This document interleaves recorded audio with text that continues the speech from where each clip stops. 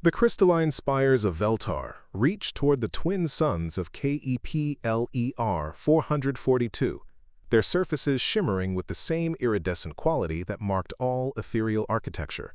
Within the highest spire, the Council of Whispers convened in their traditional circle, their translucent forms barely disturbing the air as they debated matters of galactic importance.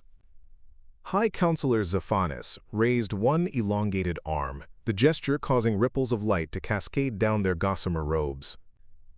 The expansion into the Sol system proceeds as planned, they announced, their voice carrying the melodic quality that had given their species its name among the other galactic civilizations. The third planet shows promising mineral deposits, and our preliminary scans indicate no sentient life. Counselor Merthera, whose age was marked by the deeper blue hue of their semi-corporeal form, shifted slightly in their position. The planet designation is Earth, is it not? I recall ancient texts that mention this world in connection with certain myths. A ripple of what could only be described as laughter passed through the assembled council. Zephanis's form brightened with amusement. Surely you do not refer to the human legends. Those archaic tales have been thoroughly debunked by our xenoarchaeologists. The supposed humans were nothing more than primitive stories told by early spacefaring civilizations to frighten their young. The myths of humans had indeed persisted across the galaxy for millennia, passed down through dozens of species as cautionary tales.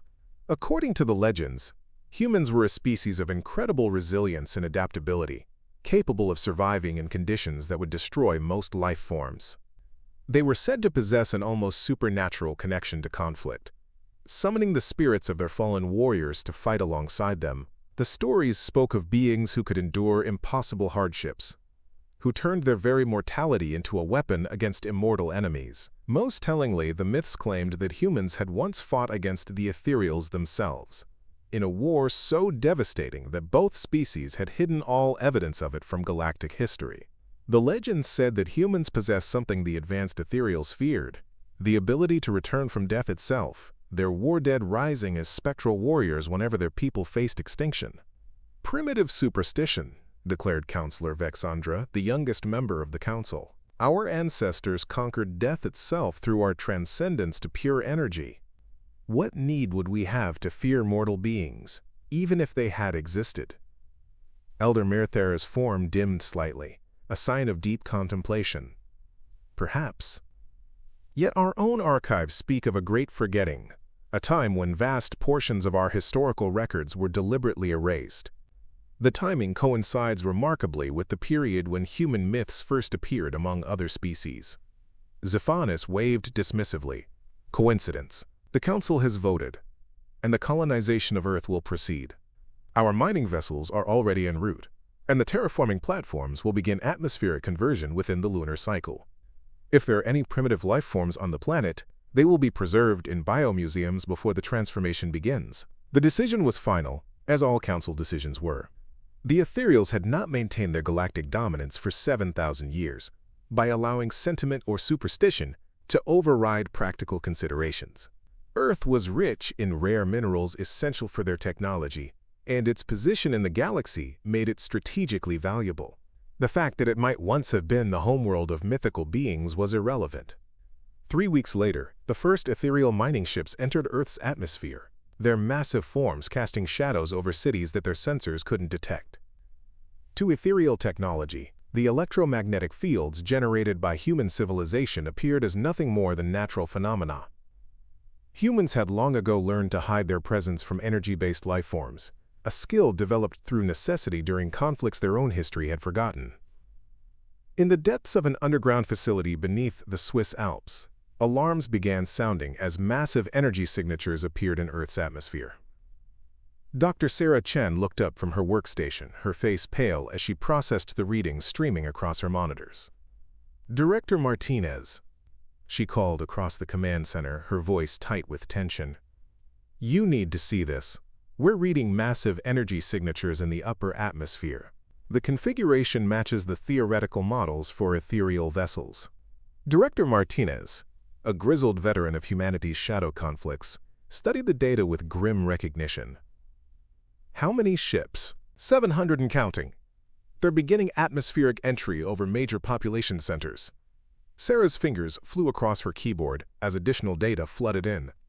Sir, the energy patterns suggest these aren't just scouts. This is a full colonization fleet. Martinez closed his eyes for a moment, accessing memories that were not entirely his own. Like all members of the Covenant of Echoes, he carried within his consciousness the accumulated experiences of those who had fought in humanity's hidden wars. The knowledge came with a price. Each memory shared was a step closer to joining the ranks of the war ghosts themselves. "Begin the awakening protocol," he commanded. Authorization Omega-77. Contact all Covenant cells worldwide and initiate Phase 1 of the Lazarus contingency. Sarah's hands hesitated over her keyboard. The Lazarus contingency was theoretical, a last resort that had never been tested on a planetary scale. Sir, we don't know if the neural network can handle that many simultaneous connections. The psychic feedback could kill every operator in the network, Martinez finished grimly. But if the ethereals are here in force, we're already dead. We just don't know it yet. He turned to face the assembled technicians and operators who had stopped their work to listen. Ladies and gentlemen, what we've trained for our entire lives is about to happen. Earth is under invasion by a species that is convinced the galaxy we don't exist. It's time to remind them why they were right to fear us. Across the globe, similar facilities hidden beneath major cities began implementing protocols that had been refined over centuries of preparation. In Moscow, Tokyo, New York, Lagos, and dozens of other locations, the descendants of humanity's greatest warriors began the process of summoning their ancestors from beyond the veil of death. The process was not magic, though it appeared so to outside observers. Humanity had discovered that consciousness could persist beyond physical death under certain specific conditions, particularly for those who died in battle, while connected to others through intense emotional bonds. These spectral warriors existed in a quantum state between life and death, anchored to reality by the memories and will of the living. The Covenant of Echoes had spent 3,000 years learning to harness this phenomenon, developing technology that could amplify and direct the manifestation of war ghosts. Each Covenant operator underwent neural modification that allowed them to serve as conduits, sharing their life force with the spirits of the dead to grant them temporary physical form. As the ethereal mining ships began their descent toward Earth's surface, their sensors detected massive energy spikes emanating from beneath the planet's crust. The readings were unlike anything in their databases, coherent energy patterns that suggested intelligence, but coupled with biological signatures that should have been impossible. Aboard the flagship Luminous Ascendant, Fleet Commander Quindara studied the anomalous readings with growing unease. Navigation, confirm our target coordinates. These energy signatures suggest significant technological development. Coordinates confirmed, Fleet Commander. We are above the third planet of the Sol system, designation Earth. However, our geological surveys indicated only primitive mineral formations. These readings suggest. The navigation officer's voice trailed off as the implications became clear. Quindara's ethereal form flickered with agitation. Suggest what, Navigator? They suggest the presence of an advanced civilization that has somehow remained hidden from our long-range scans. Before Quindara could respond, space around the ethereal fleet began to shimmer. At first, it appeared to be a sensor malfunction, brief flashes of light that seemed to form and dissolve without pattern. But as the phenomena intensified, shapes began to emerge from the quantum foam surrounding Earth. They were ships, but not of any design in the ethereal databases, sleek vessels that seemed to phase in and out of normal space, their hulls reflecting no light yet somehow visible. As more ships materialized, it became apparent that the ethereals were facing a fleet that rivaled their own in size, appearing from nowhere with impossible stealth. Fleet Commander, the communications officer reported, their voice vibrating with harmonics of fear. We're receiving a transmission on all frequencies. The signal is, it's impossible. The carrier wave is using quantum entanglement protocols that require technology we've never seen. Put it through, Quindara commanded, though every instinct screamed at them to retreat immediately. The transmission that filled the bridge was unlike anything the ethereals had experienced. Instead of words or images, It conveyed pure emotion and memory directly into their consciousness. They felt the weight of human history, the wars, the struggles, the countless deaths in defense of their species and their world. They experienced the determination of beings who had faced extinction repeatedly and refused to yield. But most terrifying was the presence they felt behind the transmission. It was not one consciousness but thousands, perhaps millions. The collective will of every human warrior who had ever died in battle, united in purpose and given form by the living. The ethereals, who had transcended death by becoming beings of pure energy, found themselves facing an enemy that had weaponized death itself. The transmission resolved into words that echoed directly in their minds. "You thought we were myths. You were wrong. Leave our world or discover why the galaxy forgot us." Quindara managed to compose themselves enough to respond, though their form flickered with involuntary fear responses. "I am Fleet Commander Quindara of the Ethereal Dominion. By what right do you claim this system? Our surveys indicated no sentient life." The response came not as words but as a flood of images. The ethereals saw themselves as they had been millennia ago, before their transcendence to energy beings. They witnessed a war of impossible scope, fought across star systems between their flesh and blood ancestors and a species that refused to be conquered. They saw the horror on their predecessors' faces as human dead continued fighting alongside the living, as warriors who had fallen rose again to defend their homes. They witnessed the moment when both species, exhausted by a conflict that threatened to destroy the galaxy itself, had agreed to the Great Forgetting. The ethereals would erase all records of the war and humanity's existence, while humans would retreat to their homeworld and fade into myth. It was a peace born of mutual recognition that neither species could destroy the other without destroying themselves. "The Covenant of Echoes remembers," came the voice, now identified as belonging to Director Martinez, though his words carried the weight of countless others. "We are the inheritors of humanity's promise to remain hidden as long as we were left alone. You have broken that ancient peace." As if to emphasize his words, the space around Earth began filling with impossible sights. Spectral warriors materialized in the void between ships, their forms translucent but undeniably present. They wore the armor and carried the weapons of 100 different human civilizations, ancient knights in powered armor, soldiers from forgotten wars, pilots whose ships had been destroyed in battles lost to official history. The war ghosts moved with purpose, phasing through the hulls of ethereal vessels as if the advanced materials were merely suggestions.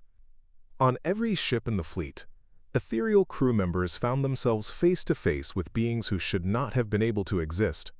The spirits of humanity's honored dead, given form and substance by the will of the living.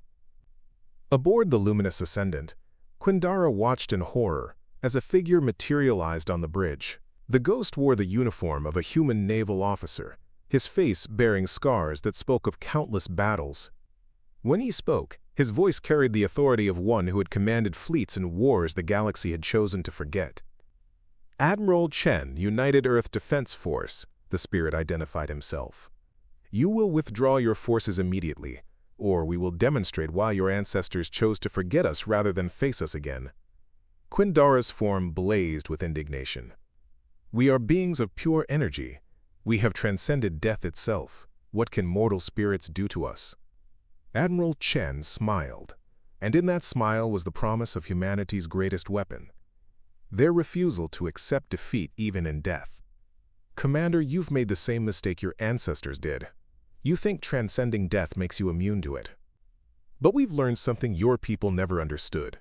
Death isn't the end of war. It's just the beginning of a different kind of fighting." Around the fleet, the war ghosts began their demonstration.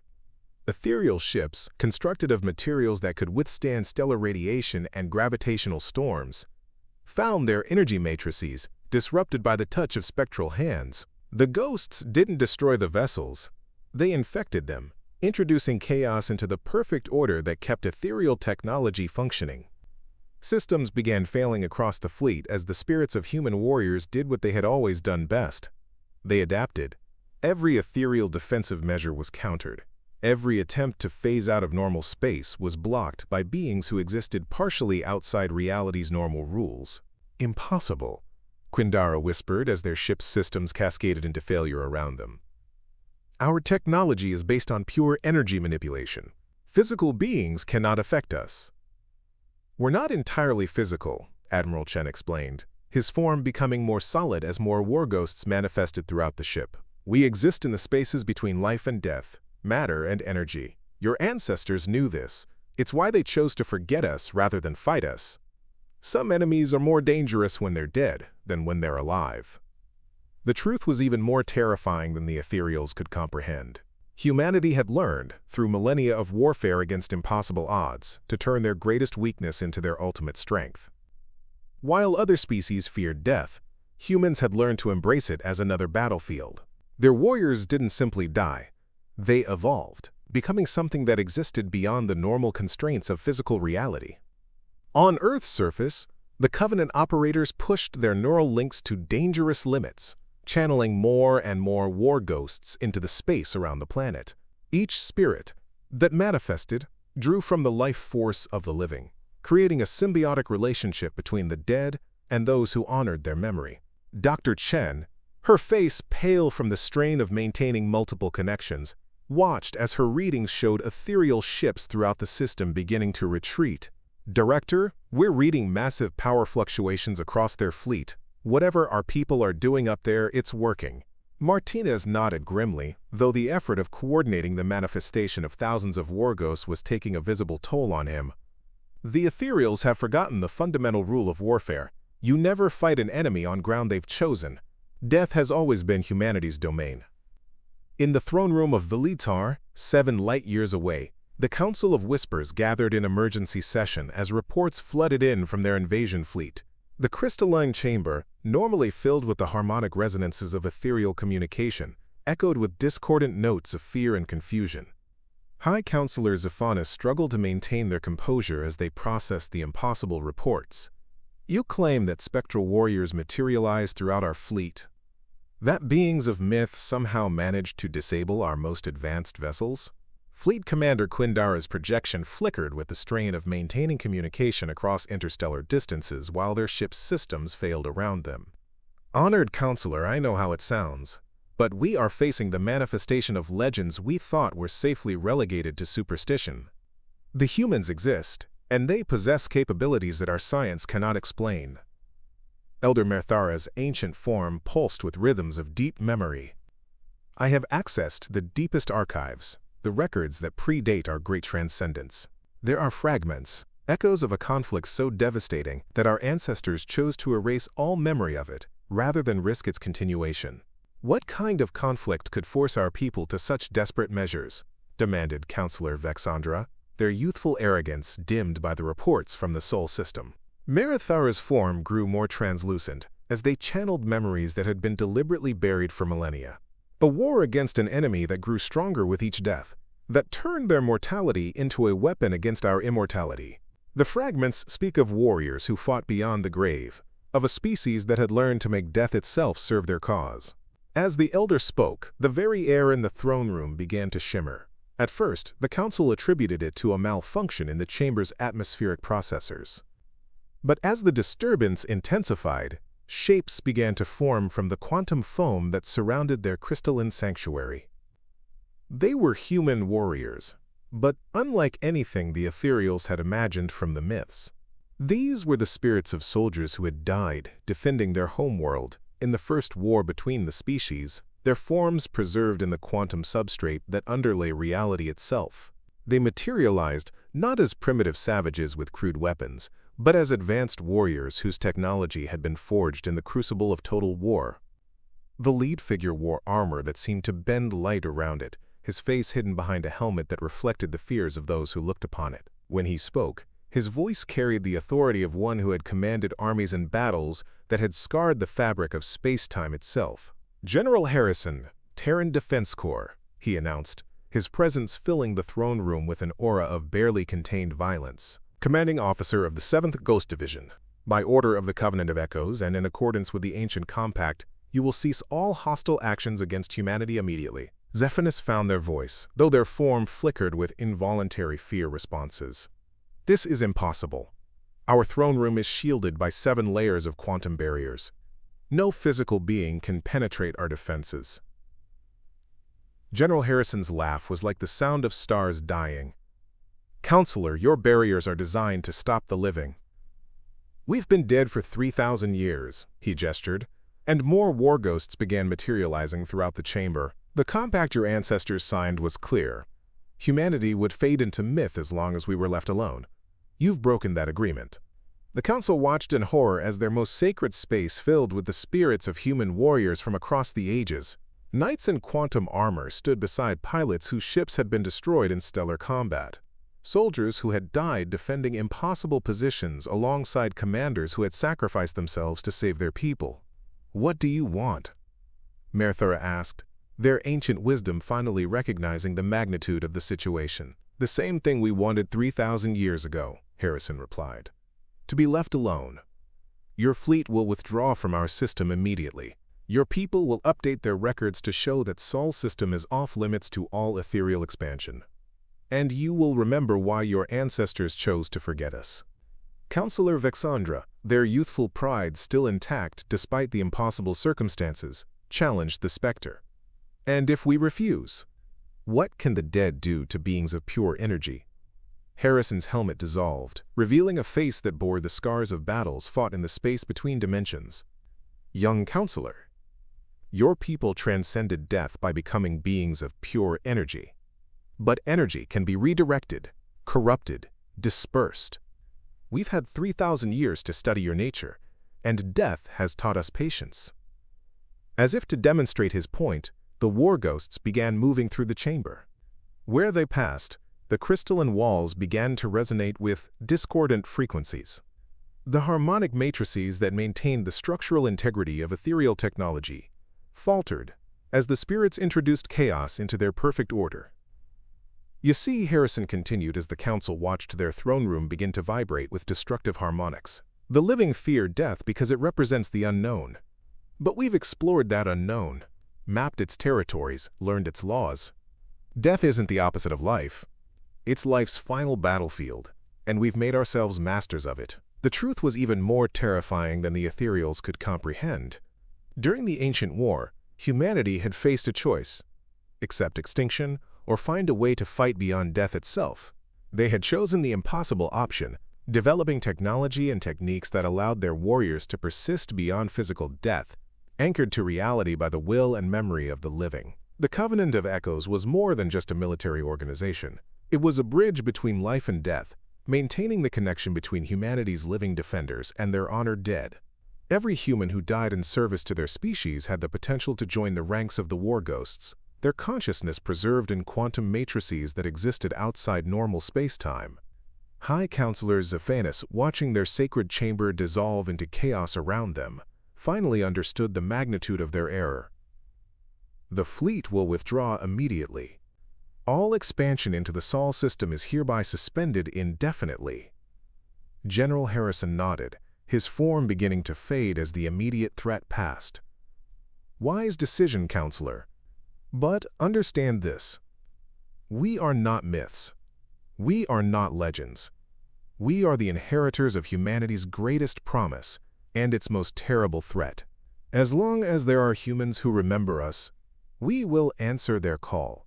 The war ghosts vanished as suddenly as they had appeared, leaving the council alone in their damaged throne room with the weight of rediscovered truth. The myths had been real all along.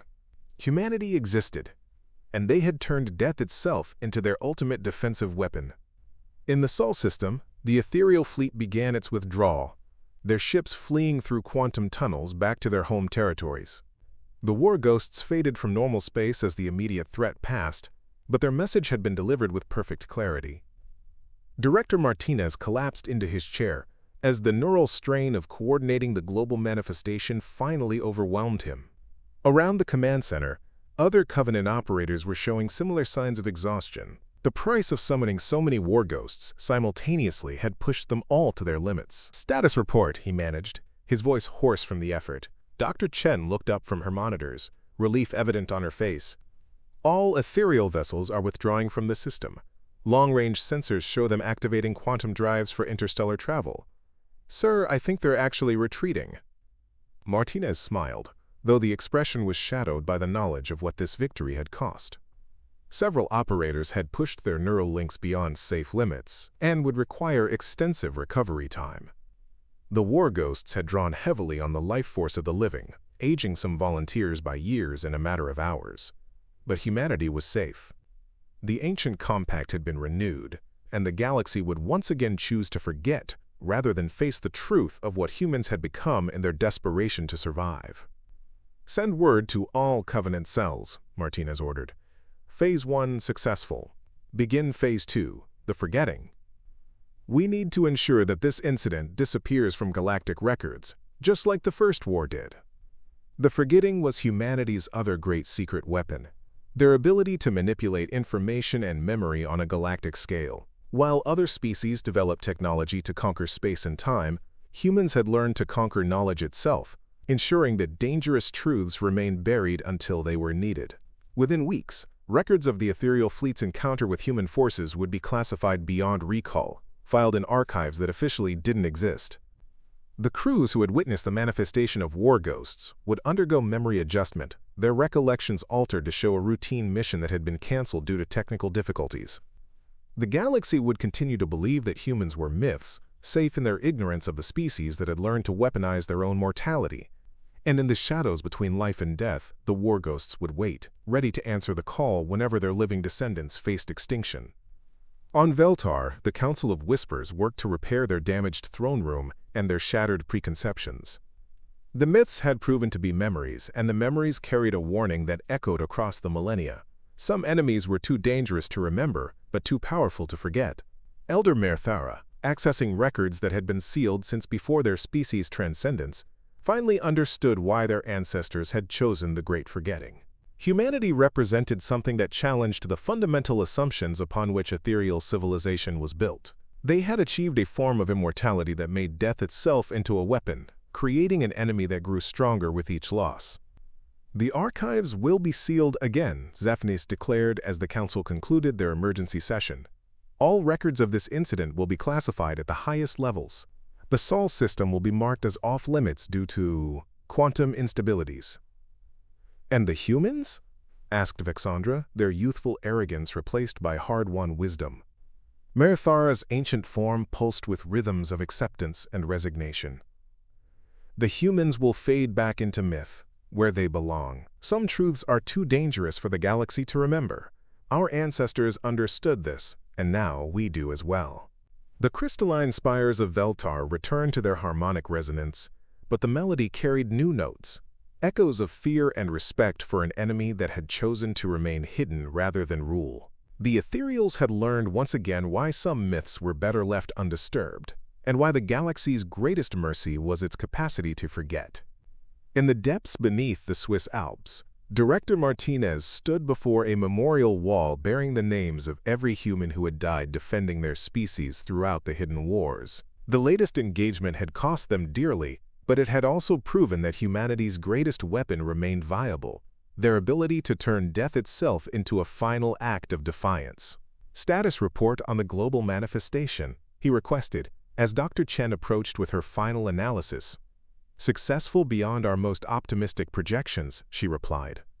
"We managed to manifest over 12,000 war ghosts simultaneously across 17 different theaters of operation. The psychic network held despite the unprecedented strain, and the quantum anchoring systems performed flawlessly." Martinez nodded, though his expression remained grim. "And the cost?" Chen's face grew somber. 47 operators suffered severe neural trauma. 12 are in critical condition, and 3. She paused, struggling with the words. 3 crossed over during the manifestation. They joined the ranks of the war ghosts they were summoning. The price was always higher than they hoped, but lower than they feared. Every Covenant operator understood the risks. Channeling the spirits of the dead was dangerous work that could result in joining their ranks. But the alternative was the extinction of their species, a price too high for any of them to accept. "They died as warriors," Martinez said simply. "They'll be honored among the war ghosts, ready to answer the call when humanity faces its next existential threat." As the underground facility returned to its normal operations, Technicians began the process of updating their defensive protocols and analyzing the ethereal technology they had observed during the encounter. Every conflict provided new intelligence, new insights into the capabilities of species that might threaten humanity in the future. But the most important lesson had been confirmed once again. The galaxy was safer when it believed humans were myths rather than reality. The ancient compact would be maintained, the records would be sealed, and humanity would fade back into the shadows where they could prepare for the next threat to their survival. In the quantum spaces between life and death, the war ghosts of humanity's honored dead stood eternal watch, ready to manifest whenever their living descendants faced extinction. They were the ultimate expression of human stubbornness, warriors who had refused to let death end their duty to protect their people. The galaxy could forget them, deny them, dismiss them as primitive superstition. But in the end, humanity's greatest strength was their refusal to accept any ending as final. They had learned to make death itself serve life, turning their mortality into immortality and their weakness into their most terrible strength. The ethereals had thought humans were myths until the war ghosts materialized in their throne room. They had learned, as others before them had learned, that some myths were too dangerous to dismiss and too powerful to remember.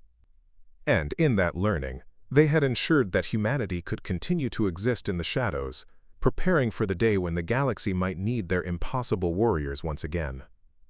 6 months after the ethereal withdrawal, the galaxy began to whisper.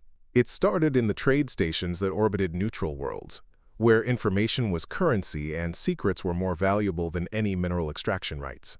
Cargo haulers spoke in hushed tones about ethereal ships that had returned from routine missions with their crews, speaking of impossible visions. Mercenaries told stories of energy beings who had suddenly developed an inexplicable fear of a particular star system that their charts marked as uninhabited. The whispers reached the ears of species that had their own reasons to pay attention to ethereal activities. The Zakthari hegemony, whose crystalline homeworlds had been subjugated by ethereal expansion 3 centuries earlier, listened with particular interest to reports of their former conquerors fleeing from empty space. War Master Crystal, whose carapaced form bore the scars of futile resistance against ethereal energy weapons, studied the intelligence reports with growing excitement. Her species had been reduced to vassal status after their fleets were systematically destroyed by ethereal technological superiority. The idea that something had frightened their oppressors was worth investigating. Summon the War Council, she commanded her aide, her mandibles clicking with anticipation. If the ethereals can be made to flee, perhaps they can be made to fall. The Zakthari were not the only species taking notice. In the Outer Rim territories, the Corvan Republic, a loose confederation of worlds that maintained independence through careful neutrality, began deploying reconnaissance vessels toward the mysterious Sol system. Their democratic councils debated whether humanity, if it truly existed, might serve as a potential ally against ethereal expansion. Most intriguingly, the reports reached the attention of the Nexus Collective, a species that existed as distributed consciousness across quantum networks spanning multiple galaxies. Unlike other species, the collective had access to historical data that predated the Great Forgetting, fragments of information that had survived in quantum substrates beyond normal spacetime. Nexus Node Prime 7742 processed the incoming reports with the analytical power of 1 billion linked minds. The data patterns were familiar, matching archived records from an epoch that other species had forgotten. The node began correlating information, building a picture of what had really happened in the Sol system. The conclusion was both fascinating and terrifying. Humanity had returned to galactic awareness. On Earth, the Covenant of Echoes monitored these developing intelligence patterns with growing concern. The global manifestation had been necessary to repel the ethereal invasion, but it had also created ripples that were proving impossible to contain. Director Martinez, his hair now showing streaks of premature gray from the neural strain of coordinating thousands of war ghosts, reviewed the latest intercepts in his office. The reports were coming from across the galaxy. Species that had never interacted with humanity were beginning to investigate stories about the Sol system. "We have a problem," announced Dr. Chen as she entered with a fresh batch of decoded transmissions. "The Zakthari are mobilizing exploration fleets. The Corvan Republic is sending diplomatic vessels. And we've detected Nexus Collective quantum probes on the edge of the system." Martinez rubbed his temples, feeling the weight of responsibility that came with guarding humanity's greatest secret. How long before someone arrives? The Zekthari fleet will reach the outer system in approximately 8 weeks. The Korvan diplomatic mission is 3 weeks behind them. But the Nexus probes. Chen paused, checking her readings. They're already here. Quantum observation across multiple dimensional layers. They're scanning everything. The situation represented a new kind of threat to humanity's carefully maintained obscurity. The ethereal invasion had been a clear enemy that could be repelled through superior force. But curiosity was harder to combat, especially when it came from species that might prove to be allies rather than enemies. Convene the Global Council, Martinez ordered. Representatives from every Covenant cell, plus the senior Warghost commanders. We need to decide whether the age of hiding is coming to an end. The Global Council hadn't convened in person for over a century, preferring to meet through quantum-encrypted communications that couldn't be intercepted by galactic intelligence networks. But the current crisis demanded the kind of nuanced discussion that was only possible face-to-face. Representatives arrived at the Swiss facility from around the world, each bringing the perspectives and concerns of their regional Covenant cells. Commander Sarah Kim from the Pacific Defense Grid, General Morrison from the Atlantic Maritime Command, Dr. Petrov from the Siberian Deep Sites, and dozens of others who had spent their lives preparing for threats that the rest of humanity didn't know existed. But the most significant attendees were those who existed in the spaces between life and death. Warghost commanders materialized in the council chamber, their spectral forms given substance by the concentrated will of the assembled Covenant operators. Admiral Chen, General Harrison, Colonel Martinez, the Director's own grandfather killed defending Earth during the First Ethereal War, and other legendary figures from humanity's hidden conflicts. The meeting began with a comprehensive intelligence briefing that laid out the scope of galactic interest in the Sol system. Species that had been content to ignore humanity for millennia were now actively investigating their homeworld. The careful balance that had kept Earth hidden was beginning to collapse. The question before us is simple, Director Martinez addressed the assembly. Do we continue trying to maintain our secrecy, or do we accept that the galaxy is going to rediscover us and prepare for that eventuality? General Morrison, whose Atlantic command had primary responsibility for monitoring space-based threats, spoke first. Our defensive capabilities are designed around the assumption that we're fighting alone against superior forces. If we're dealing with multiple species simultaneously, some of whom might be allies, our current strategies become inadequate. Commander Kim added her perspective from the Pacific Theater. The Warghost manifestation protocol works because it's unexpected. But if the galaxy knows what to expect from us, our primary advantage disappears. We need to consider whether other capabilities might serve us better in open contact scenarios. The Warghosts offered their own analysis, drawing from memories that spanned millennia of conflict. Admiral Chen's spectral form flickered as he accessed experiences from the original war with the Ethereals. The first time we revealed ourselves to the galaxy, it led to 7 centuries of warfare that nearly destroyed both our species and theirs, he said, his voice carrying the weight of painful experience. But the galaxy has changed since then. There are species now that didn't exist during our first war, civilizations that might view humanity differently than the Ethereals did. Colonel Martinez, whose ghostly presence was a constant reminder of the generational cost of defending humanity, offered a different perspective. The boy you were named after, he said, addressing his grandson directly, used to ask me why we fought wars that nobody would remember. I told him that the best victories are the ones nobody knows about. But maybe it's time for the galaxy to remember what happens when humanity is threatened. The debate continued for hours, with representatives arguing the merits of different approaches to humanity's changed circumstances. Some advocated for enhanced concealment measures, using advanced technology to make the Sol system appear uninhabitable to visiting species. Others proposed limited contact protocols that would allow humanity to interact with selected species while maintaining overall secrecy.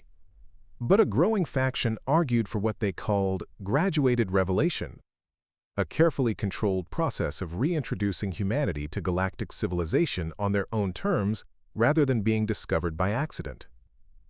Dr. Chen, whose Neuralink research had made the global Warghost manifestation possible, presented the most compelling argument for this approach. We've spent 3,000 years preparing to fight the galaxy as outcasts and myths. But what if we could achieve our security objectives through alliance rather than concealment? She activated a holographic display showing the current political situation in the galaxy. The ethereal dominion controls approximately 30% of inhabited systems, but their expansion has created resistance movements across dozens of species. The Zekathari, the Corvan Republic, the frontier worlds, they're all looking for ways to resist ethereal hegemony. The display highlighted trade routes, resource conflicts, and territorial disputes that painted a picture of a galaxy in tension. If humanity revealed itself as a species capable of defeating ethereal forces, we could potentially build a coalition that would make future conflicts unnecessary. Director Martinez studied the political analysis with the eye of someone who had spent his life thinking about existential threats to his species. The idea of abandoning humanity's carefully maintained secrecy was terrifying, but the alternative, trying to hide from an increasingly curious galaxy, might be even more dangerous. The war ghosts have always been our ultimate defensive weapon, he said finally. But perhaps it's time to consider them as a diplomatic tool as well. Species that understand the cost of threatening humanity might be more inclined to treat us as equals rather than enemies. The debate was interrupted by urgent alerts from the facility's monitoring stations. Dr. Sarah Chen rushed into the council chamber, her face pale with alarm. Directors, we have multiple contacts entering the outer system. The Zekathari fleet arrived ahead of schedule, and they're not alone. We're reading Corvan Republic vessels, Nexus collective quantum platforms, and something else. Ships using technology we don't recognize. The assembled council members looked at each other with grim understanding. The decision about whether to reveal humanity had been taken out of their hands. The galaxy was coming to them, ready or not. Admiral Chen's war ghost form solidified as the immediate threat triggered automatic defensive protocols. How many vessels, and what are their apparent intentions?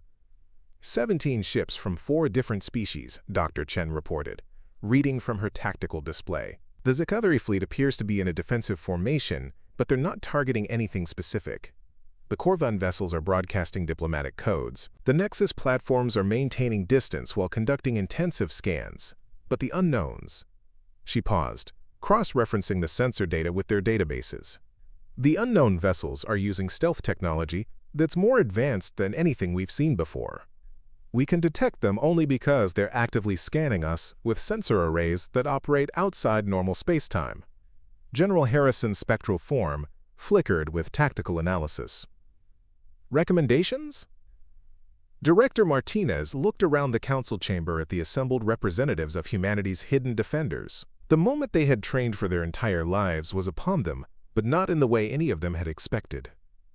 We implement the graduated revelation protocol, he decided, but we do it on our terms. Dr. Chen, prepare for limited contact with the diplomatic vessels. General Harrison, ready the war ghost manifestation systems in case things go badly. And send a message to all Covenant cells worldwide. Humanity is about to step out of the shadows. The decision would have consequences that none of them could fully anticipate. For 3,000 years, humanity had survived by being forgotten, by allowing the galaxy to believe they were myths rather than reality. But myths, once awakened, had a tendency to reshape the world around them. In the space above Earth, the assembled fleets from 4 different species maintained careful distances while their commanders tried to understand what they had discovered. The Sol system appeared to be inhabited by a species that their records insisted didn't exist, defended by technology that operated according to principles their science couldn't explain. War Master Krixtal, commanding the Zekathari expedition from her flagship Vengeance of Karathi, studied the sensor readings with growing amazement. Her instruments detected massive energy signatures emanating from the 3rd planet, but the patterns were unlike anything in her databases. What are we looking at? She asked her science officer, her mandibles clicking with confusion. Unknown, War Master. The energy patterns suggest advanced technology, but the quantum signatures are impossible. Our instruments indicate the presence of consciousness that exists partially outside normal space-time. Captain Elena Vasquez of the Corvan Republic vessel Peaceful Contact was experiencing similar confusion. Her ship's diplomatic protocols included first contact procedures for dozens of different species types. But nothing in her training had prepared her for readings that suggested an entire civilization that existed somewhere between life and death. "Are we certain this is the system the ethereals fled from?" she asked her navigator. "Confirmed, Captain. The quantum traces match perfectly. But whatever frightened the ethereals is unlike anything in our databases. The Nexus collective platforms process data with the analytical power of billions of linked minds, building a comprehensive picture of what they had discovered. Node Prime 7742, speaking for the distributed consciousness of the collective, reached a conclusion that would have shocked the other species if they had been able to perceive quantum-level communications. Analysis complete. Species designation: human. Temporal classification: ancient. Threat assessment: maximum. Diplomatic potential: maximum. Recommendation: extreme caution. But the most significant presence in the assembled fleet remained undetected by the others. The unknown vessels were crewed by a species that called themselves the Architects, ancient beings who claimed to have seeded life across the galaxy millions of years ago. Their technology operated according to principles that transcended normal physical laws, allowing them to observe events across multiple dimensional layers simultaneously.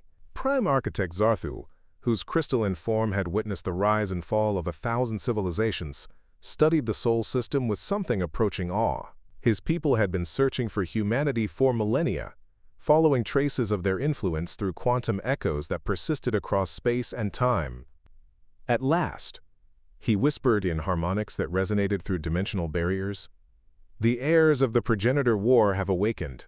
The Architects possessed knowledge that even the Nexus Collective had forgotten. Memories of the original conflict that had shaped the galaxy's development. The war between species that could manipulate life and death itself. They had been present when humanity first manifested their war ghosts, had witnessed the terror and wonder that such abilities could inspire, but they had also seen the cost. The progenitor war had ended not because one side had defeated the other, but because both species had recognized that their conflict threatened to tear apart the fabric of reality itself. The peace that followed had required sacrifices from all involved, including the Architects' agreement to withdraw from active galactic politics until the danger had passed. Now, with humanity's reemergence, that ancient agreement was coming to an end. On Earth, the Covenant monitoring stations detected the quantum communications passing between the unknown vessels. The signals were encrypted using mathematics that operated outside normal dimensional constraints, but humanity's own technology, developed through millennia of studying the spaces between life and death, was capable of limited interpretation. Director Dr. Chen called urgently from her workstation. "We're detecting communications between the unknown vessels. The encryption is incredibly sophisticated, but we're picking up references to something called the Progenitor War and humanity itself." Director Martinez felt a chill that had nothing to do with the underground facility's temperature control. The Progenitor War was a term that appeared in only the deepest archives of the Covenant, references so ancient that they predated written human history. "Wake the deep archives," he ordered. "Authorization Omega Black 7. We need everything we have on pre-civilization contact events." The quantum storage systems hummed to life, with a resonance that seemed to shake the foundations of the facility. As ancient data began cascading across the holographic displays, Director Martinez felt the weight of humanity's true history pressing down upon him like a physical force. In the command center, war ghosts flickered more solidly into existence, drawn by the awakening of memories that predated their own deaths. Above Earth, 4 different fleets waited in careful formation, their sensors detecting energy buildups that defied explanation. And in the spaces between dimensions, forces that had slumbered for millennia began to stir. Dr. Chen looked up from her console, her face pale with the first fragments of what the archives were revealing. "Director," she whispered, "I don't think we've been hiding from the galaxy.